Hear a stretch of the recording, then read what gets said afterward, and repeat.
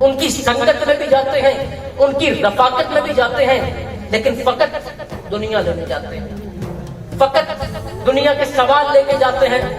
اسی لیے تو حضرت علی نے فرمایا جو ولایت بانٹنے والے ہیں, جن سے ولایت کے سرچشمے چلتے ہیں, جو غوث کو غوث کرنے والے ہیں, آپ فرماتے ہیں کہ مجھے فقط ایک چیز کا دکھ رہے گا کہ جتنا میں سخی تھا اتنا کسی نے مانگا نہیں, اور جتنا میرے پاس علم تھا اتنا کسی نے پوچھا نہیں. لوگ آتے تھے دنیا کی خاطر, دنیاوی مسائل کی خاطر, دنیاوی سوالوں کی خاطر, اور یہی آگے اولیاء اللہ کے ساتھ وابستہ رہنے والوں میں رہا. کیا وجہ ہے؟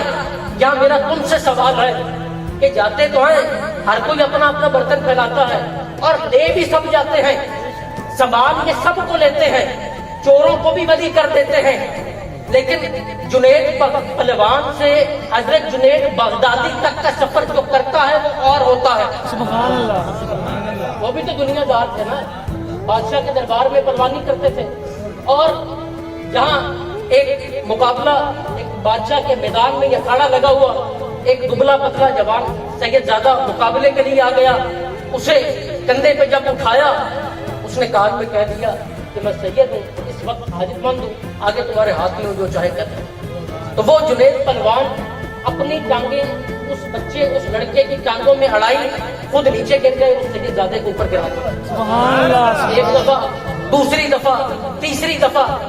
اب جب یہ 3 دفعہ ہو گیا, لوگوں نے اس لڑکے کو اٹھا لیا, اسے انعام و کرام سے نوازا گیا. اور جب حضرت جنید جو تب جنید پہلوان تھے, انہیں بلوا کے بادشاہ نے پوچھا کہ جنید تم کبھی کسی سے نہیں ہارا, تجھے کیا ہوا؟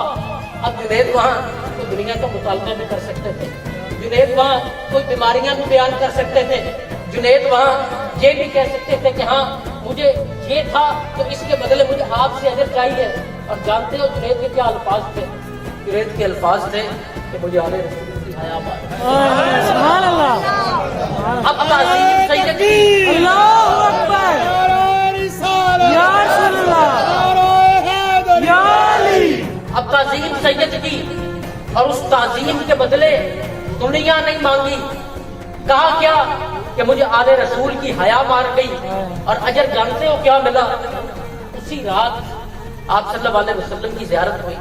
آپ نے فرمایا اے جنید, جا تو نے میری آل کی اتنی حیا کی, میں نے تیرا نام بدیوں پہ کیا. سبحان اللہ. تو اے لوگوں, ان محفلوں کا مقصد, ان نشست کا مقصد, ان خانقاہوں پہ آنے کا مقصد, ہم آل محمد سے تمہاری وابستگی کا مقصد در حقیقت فقط دنیا نہیں ہے.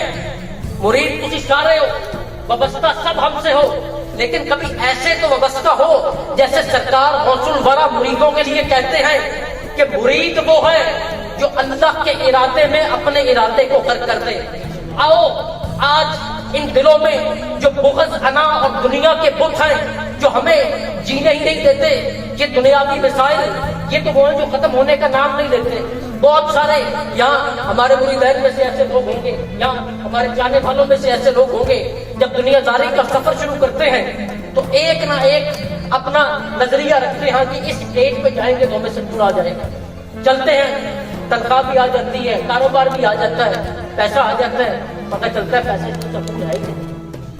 سفر تو ختم ہی نہیں ہوا, اللہ سے اولاد مانگنا شروع کر دیتے ہیں, اللہ اولاد دے دیتا ہے, پھر پتہ چلتا ہے کہ اولاد بھی مل گئی. اب اولاد کے بعد اگلی دعائیں بھی تیار رکھو, اب ان کی تربیت کی دعائیں شروع ہوں گی, پھر تربیت کی دعائیں چلتی رہتی ہیں, تربیت کے مراحل گزرتے ہیں, پھر اچھے روزگار کی دعائیں شروع ہو جاتی ہیں, پھر اچھے رشتوں کی دعائیں شروع ہو جاتی ہیں, اس کے بعد ان کے گھروں کو آباد کرنے کی دعائیں شروع ہو جاتی ہیں.